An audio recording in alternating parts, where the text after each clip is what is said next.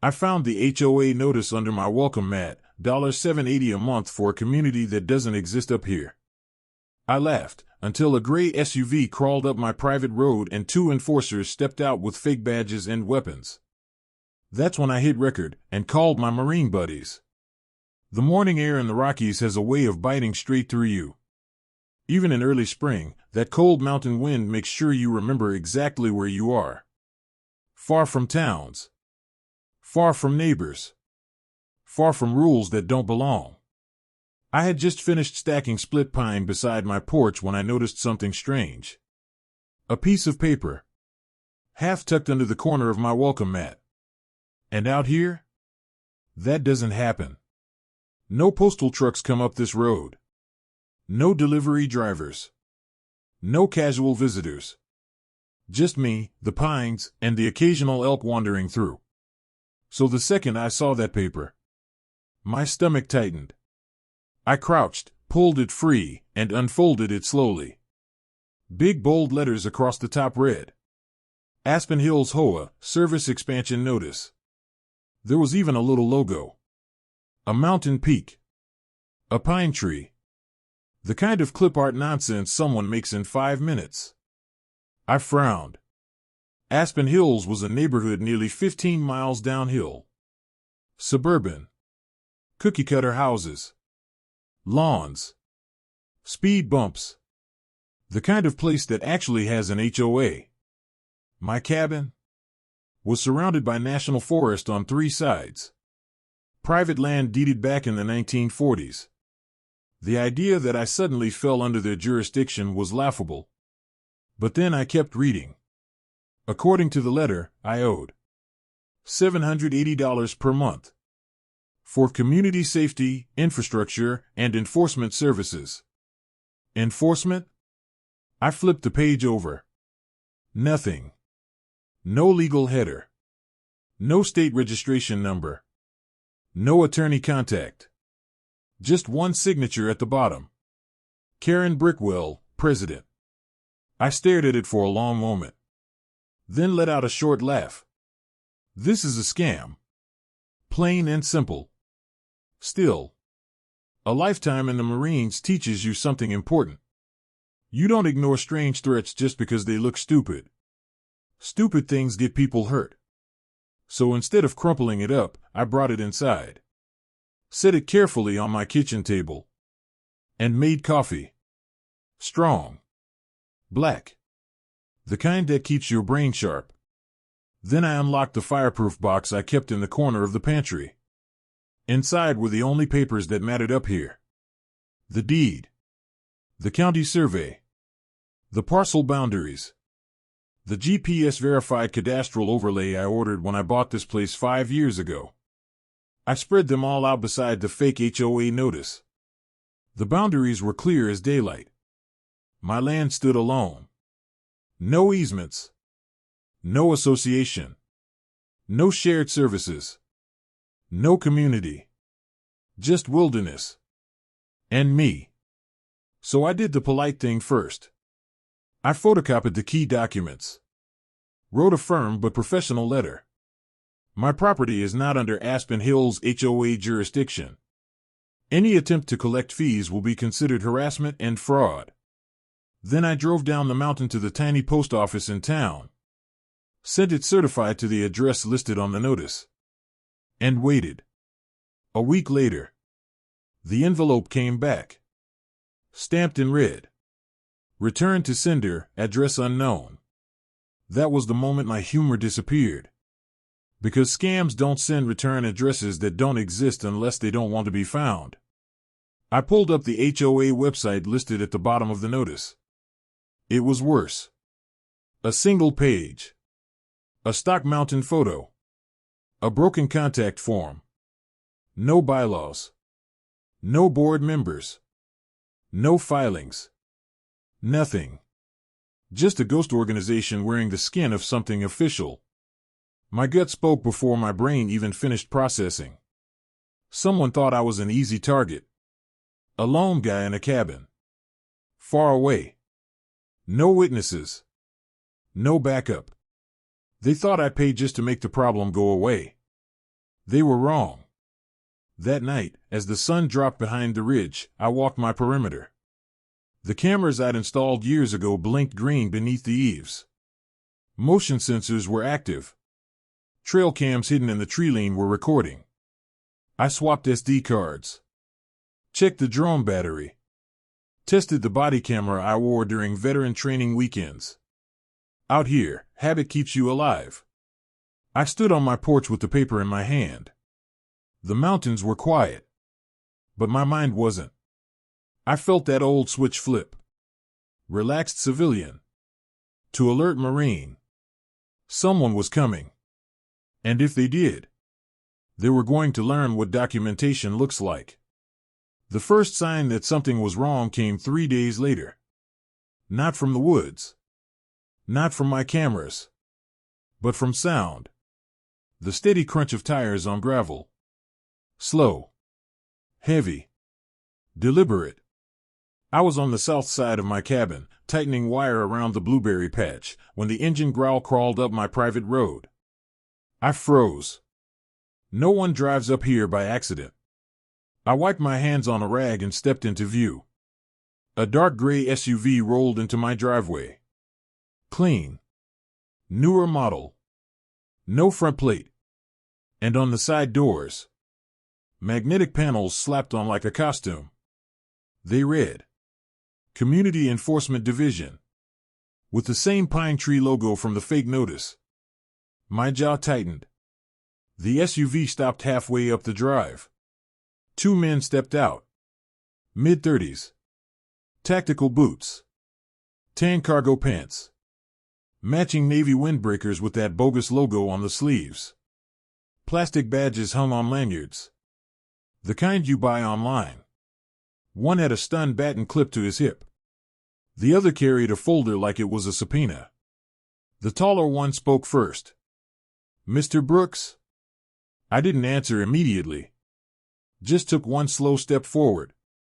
Who's asking? He lifted his badge like it meant something.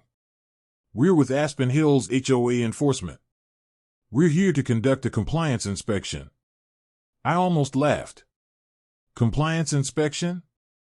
The shorter guy stepped up, puffing his chest. Sir, you failed to remit HOA dues. That's a serious violation. I tilted my head. And you think that gives you the right to stand on my property? The tall one flipped open the folder. Pulled out a copy of the same fake notice. This one had a big red stamp across it. Final reminder. We are authorized to enter the premises, he said, voice hardening, to assess non-compliant structures and initiate the lien process. That word hit like a spark. Lien. I stared at him. You planning on entering my property? The short one nodded like he was proud. If you refuse to cooperate, that may constitute obstruction under Section 5.1 of Aspen Hills Code. I blinked. Section what? Then I pulled my phone out calmly. Is that from your coloring book? Or your neighborhood newsletter? His jaw twitched. This is a legal matter. So is impersonation, I replied. Then I double-tapped my chest. A soft beat chirped. My body cam activated. I smiled. Smile for the record, boys. You're being recorded. Both of them stiffened instantly. I stepped closer, making sure the camera caught their faces. Their badges. Their weapons.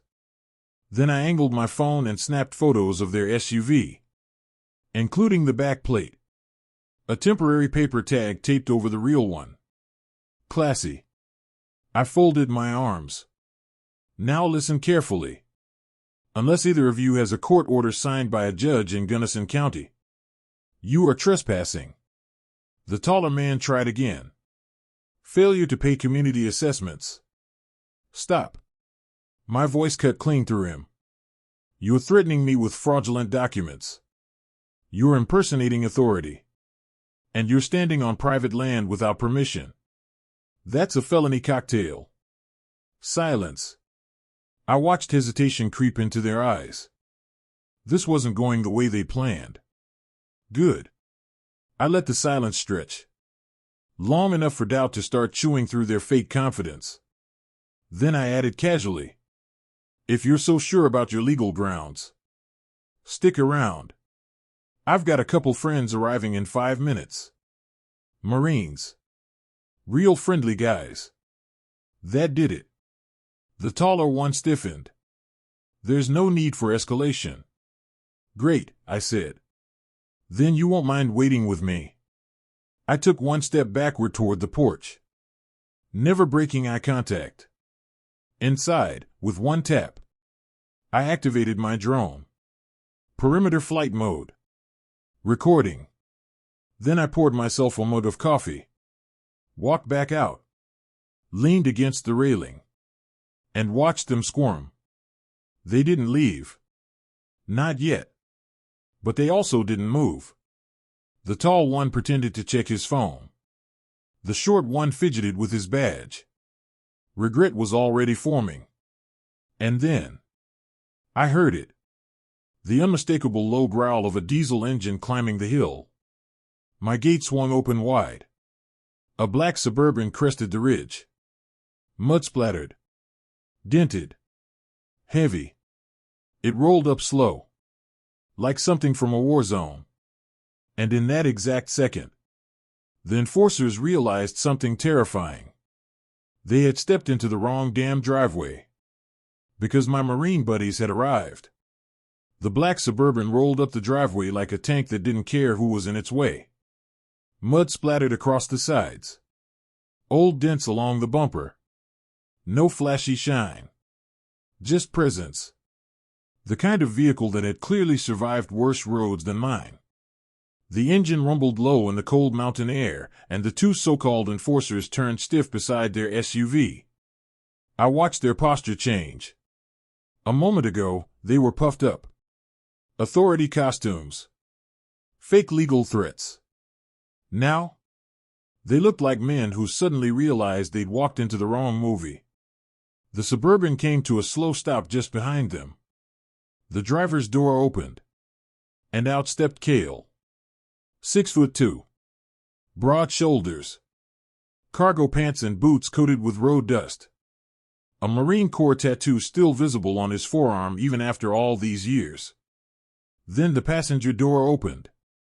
Rachel climbed out next. Lean, sharp-eyed, calm in the way that only comes from too many deployments. Both carried heavy rucks slung over one shoulder. No uniforms. No weapons visible. But these weren't civilians playing dress-up. These were real. Cale glanced at me, then at the two men in windbreakers. His mouth twitched. "Morning, Eli," he said casually. "We're early." Rachel dropped his bag by his boots. "Traffic was light," he muttered. The taller fake officer swallowed hard. His eyes flicked to Cale's arms. Then to the tattoos. Then to the way both men stood without effort, like the ground belonged to them. I took a slow breath. Then gestured politely. "Gentlemen," I said, motioning to the imposters. "These fellows are from something called the Community Enforcement Division. They were just explaining why they're on my property without a warrant." The air went dense. Cale's eyebrows lifted. "That so?" He stepped closer. Boots crunching on gravel. "You boys with the sheriff's department?" The tall one cleared his throat. "We're with Aspen Hills HOA Enforcement." Cale tilted his head. "HOA?" Rachel let out a quiet, dry laugh. Then walked casually past their SUV, circling toward the rear. Phone already out. Recording. The shorter imposter bristled. "Sir, you are required to cooperate under section." Cale cut him off softly. "Stop talking." It wasn't loud. Wasn't aggressive. But it landed like a hammer. Cale pointed at the stun baton on the man's hip. "You armed?" The short guy hesitated. "It's standard enforcement equipment." Rachel snorted. "Standard for what? Extortion?"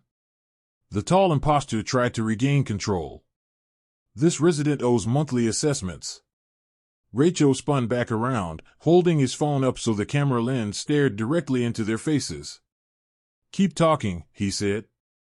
"I love recordings." That did it. The shorter one shifted backward. Sweat glistened at his temple despite the cold. Cale's voice stayed calm. "You got paperwork signed by a judge?" Silence. "You got county jurisdiction?" Silence. "You got a real badge?" The tall one lifted the plastic thing again, like it would magically become legitimate. Cale didn't even blink. "I carried real identification in war zones." "That thing looks like it came from Comic-Con." A flicker of panic flashed behind the man's eyes. He opened his folder with shaky hands. A stack of invoices spilled out. Bold red totals. Late fees. Threats of liens. Fake legal jargon. One sheet fluttered onto the gravel. Cale bent down, picked it up, and examined it. Then smiled faintly. "This is Monopoly money." He handed it to me. "You're gonna want to keep these." The shorter guy's jaw clenched. His eyes darted toward the woods. Toward escape. Cale took one more slow step closer. "Let me make something real clear. This is private land. You are trespassing. And you are pretending to have authority you do not have." Rachel nodded. "That's a felony, boys." The tall one muttered something under his breath. Then snapped, "We're leaving." But his partner? His partner had already decided. The shorter imposter turned. And bolted. Literally bolted. Straight down the embankment into the tree line. Crashing through brush like a deer in hunting season. Cale raised an eyebrow. "Well, guess he doesn't want to stick around for questions." Ryko's phone followed him until he vanished into the trees. Then I tapped my drone controller. One soft buzz. The quadcopter lifted from its dock on the porch. And shot into the air. A smooth black shape against the sky. Camera locked. Tracking. On my phone screen, the fleeing man glowed bright in infrared. Heat signature clear as day. Stumbling. Tripping. Running like his life depended on it. Rachel chuckled. "Real professional." The taller imposter jumped back into the SUV. Slamming the door. He threw it into reverse consider, gravel spraying. Tires squealing as he tried to turn around on my narrow driveway. But Cale? Cale didn't move. He simply stepped in front of the vehicle. Arms crossed. Not threatening. Just immovable.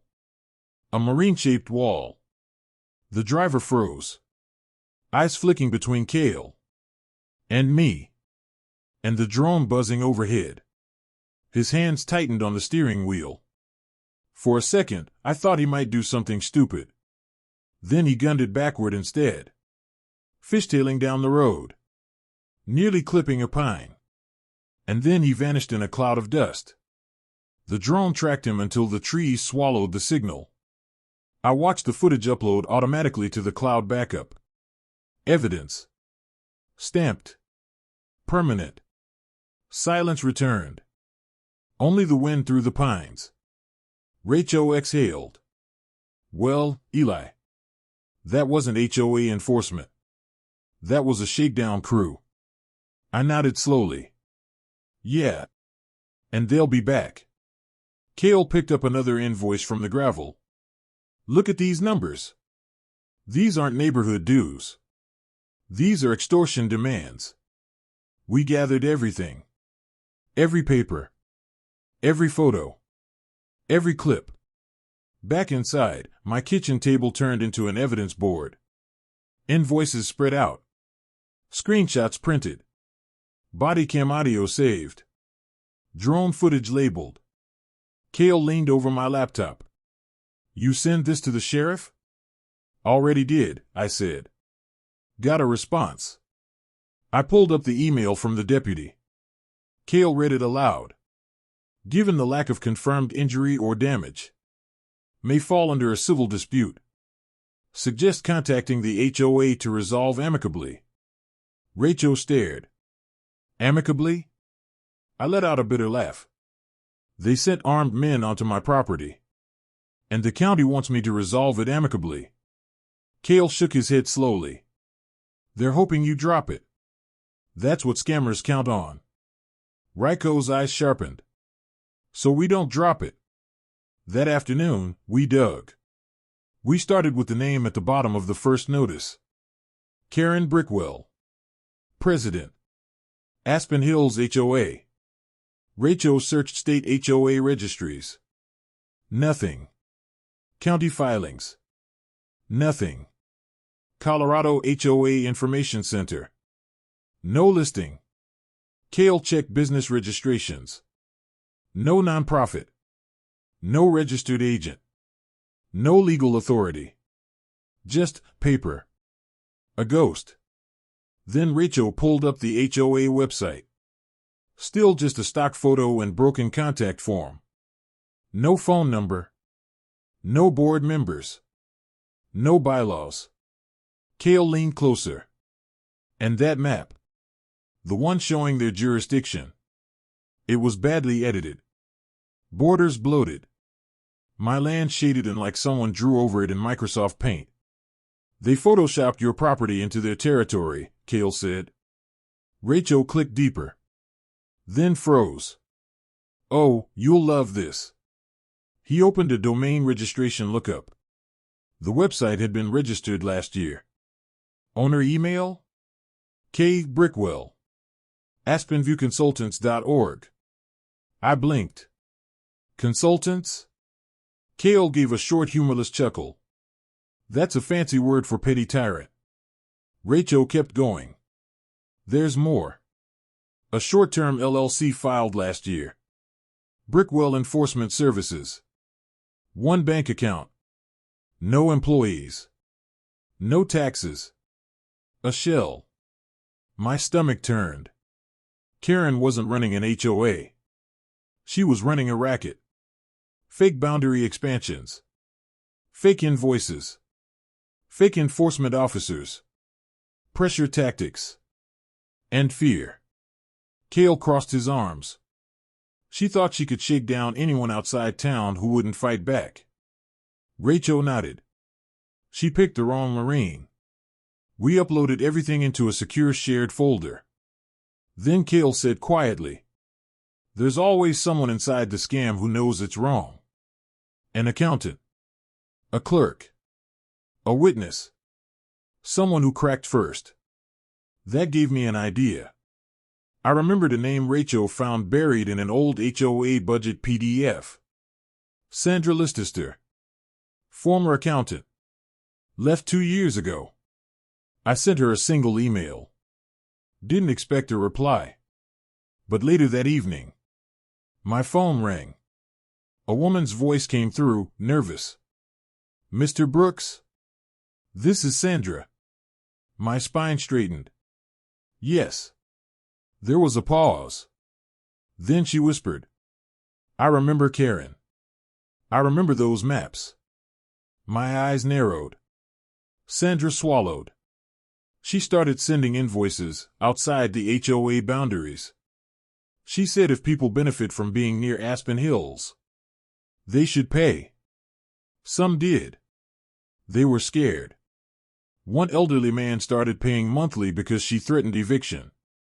My fist clenched. Sandra's voice cracked. I begged her to stop.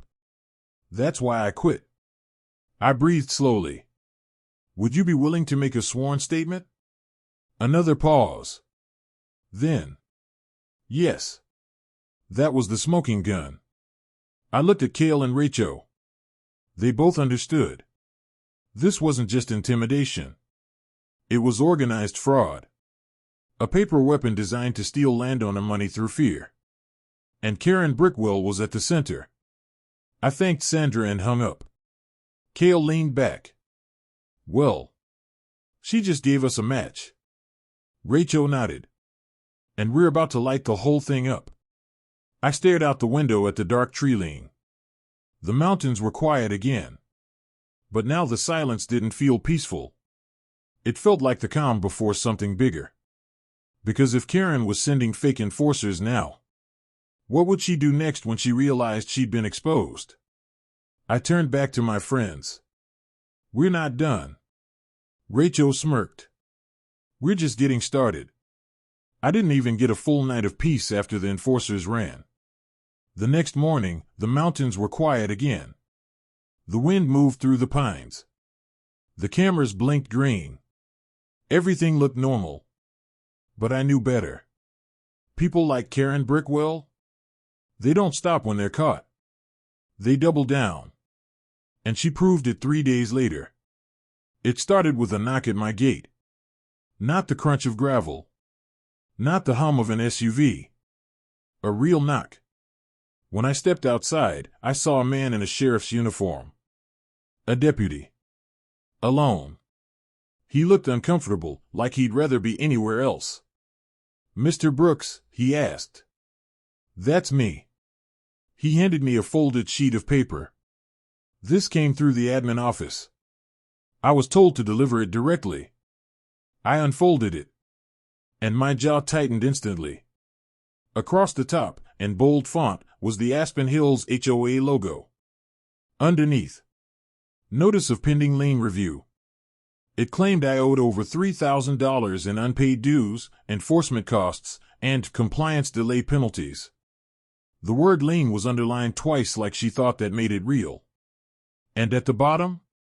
Signed neatly. Karen Brickwell, President.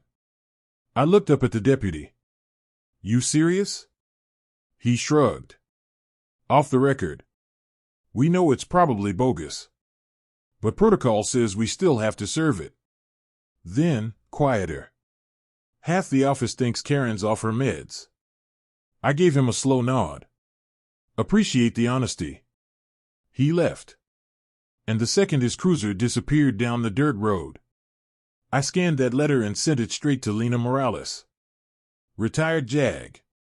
Veterans Legal Defense Network. The meanest lawyer I knew. Her reply came back in 2 minutes. "Perfect. That's impersonating a government process.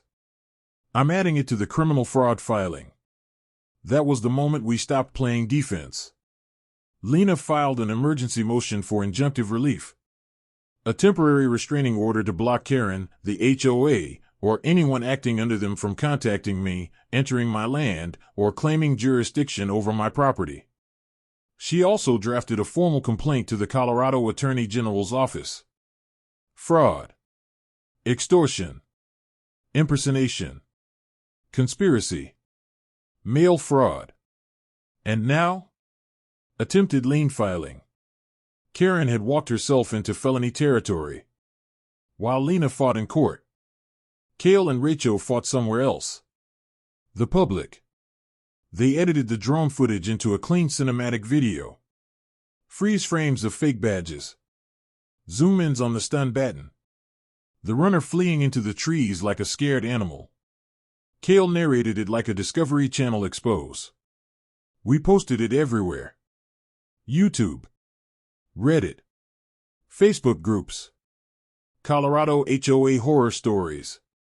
Veterans Against Corruption. It exploded. Within 24 hours. 300,000 views. Then 500,000. Then more. Comments poured in like a flood. This happened to my uncle. HOAs are literal gangs. That badge is from Amazon. Call the FBI. People started tagging state representatives. Legal watchdog groups. Reporters. And then Channel 9 News called. A local reporter wanted a statement. So I gave him one. Straight. Simple. These people think intimidation works better than law, I said. They forgot some of us know how to fight back. This isn't about dues. It's about fraud, threats, and harassment. I'm not the only one. But I will be the last one they try. That quote aired that night at 6 p.m. My cabin showed up on TV. Drone footage played on the news. Karen refused to comment. And the next morning, a different SUV appeared at the trailhead. Black. No plates. No HOA logos. It idled for 30 minutes. Then drove away. My cameras caught everything. Rachel stared at the footage. She's watching. Cale nodded. She's scared. That weekend, we upgraded security. An old friend from Fort Carson, Vic, showed up with duffel bags of gear. Counter-surveillance grid, he grinned. Let's make this cabin a fortress. We installed new cameras. Floodlights. Motion sensors. Solar battery backup. Redundant LTE uplink. A second drone dock. This wasn't paranoia. This was preparation. Because Karen wasn't done. She was desperate. And desperate people make mistakes. Thursday night, Lena called. We got a hearing tomorrow morning, she said. Judge agreed to review the restraining order. I want you there. We're something that says you're not someone she can bully. So I did. The next morning, I walked into court wearing my marine dress blues. Every ribbon. Every medal. Every reminder that I don't bend easily. The courtroom wasn't huge. Wood benches. Old paper smell. But every head turned when I entered. Karen was already there. Sitting stiff with two lawyers who looked like they borrowed their suits. She saw me. And smirked. That was her mistake. Because the judge? Judge Alvarez. Former JAG herself. She reviewed the footage. The documents. Sandra's sworn statement. The invoices. The fake enforcers. Karen's attorneys tried to argue it was a jurisdiction misunderstanding. Judge Alvarez cut them off like a blade. You sent armed men to a veteran's property with fraudulent documents, she said. And continued after being presented with his deed. This court takes attempted lien fraud seriously. Then she issued the temporary injunction. Karen was forbidden from contacting me or stepping within 500 feet of my property. Her smirk vanished. Replaced with something tighter. Panic. Outside the courtroom, Cale whispered. That footage just buried her. I thought it was over. It wasn't. 2 days later. Sandra texted me. Elijah. You need to see this. HOA just submitted an amended jurisdiction map for official recording. Claiming your parcel falls under something called the Emergency Infrastructure Expansion Act 2022. Total garbage. But they're trying it. I stared at the message. Then laughed bitterly. Karen had been publicly humiliated. Legally restrained. Caught on video. And she was still forging paperwork. She submitted a fake legislative act. A fake bill number. A colored overlay map. Trying to sneak my land into HOA control through bureaucracy. I forwarded it to Lena. Her reply came instantly. That's a felony. Submission of forged government documents. Forward me the timestamp and map. But I had another call to make. Jack Mercer. My old commanding officer. Now connected to federal fraud task forces. I explained everything. The fake enforcers. The lien attempt. The forged map. Jack's voice was cold. You have evidence? Everything recorded. Good, he said. Then it's time we bring the hammer. Sunday morning. It arrived. Colorado Bureau of Investigation agents. And a federal postal inspector. Why postal? Because Karen solicited dues through the U.S. mail. Mail fraud. Federal offense. They raided the Aspen Hills HOA office, which turned out to be nothing more than a rented strip mall suite the size of a yogurt shop. Boxes. Documents. Computers. Seized. Karen wasn't there. She'd vanished. But she couldn't vanish from evidence. Monday morning, the sheriff called me personally. You'll want to see this, he said. We're booking Karen Brickwell this afternoon. The feds found something. Metadata tied the forged jurisdiction map directly to a USB drive in her possession. That USB contained a full dossier. Fake legal memos. Fabricated notices. Payment logs. And a spreadsheet titled Pressure Targets. My name was at the top. Beside the words, make him pay or push him out. I drove into town and stood in the lobby when they brought her in. Karen looked nothing like the smug HOA queen from the letters. Now she was pale, haggard, clutching a wrinkled handbag, flanked by agents. Her eyes met mine for half a second. No smugness.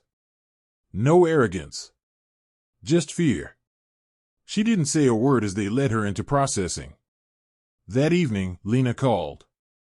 Charges include fraud, mail fraud, attempted extortion, filing false government documents, conspiracy, racketeering, and 7 other homeowners have come forward. She did the same thing to them. I exhaled slowly. She's facing real time? Lena's voice was sharp. 15 years minimum if it sticks. And the DA wants full prosecution. The courtroom hearing was set for Friday. Packed. Dozens of victims in the audience. Invoices clutched in shaking hands. Reporters waiting outside. Karen sat trembling at the defense table. Judge Alvarez entered like thunder. Lena stood. Laid out everything. Video evidence. Chain of custody timestamps. Domain registration tied to Karen. Sandra's sworn testimony. The fake emergency act. The pressure target spreadsheet. Then I took the stand. Walked through the entire ordeal. From the first notice. To the enforcers. To the drone chase. To the forged map. Judge Alvarez looked directly at Karen. Do you dispute the authenticity of these documents? Karen's voice cracked. I was advised. Did you sign off on them? The judge demanded. Silence. Then a whisper. Yes. Judge Alvarez didn't hesitate. Bail revoked. Defendant will remain in custody. Charges upgraded. Case referred to the state. Attorney General. The dam broke. Outside, homeowners cheered. Some hugged me. Sandra handed me an official apology letter from the county clerk. By Monday, Aspen Hills HOA was dissolved by county order. Assets frozen. Debts voided. Restitution fund opened. Karen seized assets would be sold to repay victims. And my cabin? It became famous. Kale's video hit 4 million views. We donated the ad revenue to veteran legal defense funds. And we started hosting real training weekends up on my land. For young officers, law enforcement cadets, legal professionals studying fraud. Rachel welded a new steel sign onto my front gate. Matte black. Heavy. Permanent. It reads, No HOA. No fraud. No entry. This property was defended. Now, when I stand on my porch, the forest is quiet again. Stars overhead. Cameras blinking peacefully. The way it was meant to be. Because out here, standing your ground isn't about violence. It's about refusing to be moved. And Karen Brickwell? She learned the hard way. You don't threaten a Marine on his own land and expect to walk away.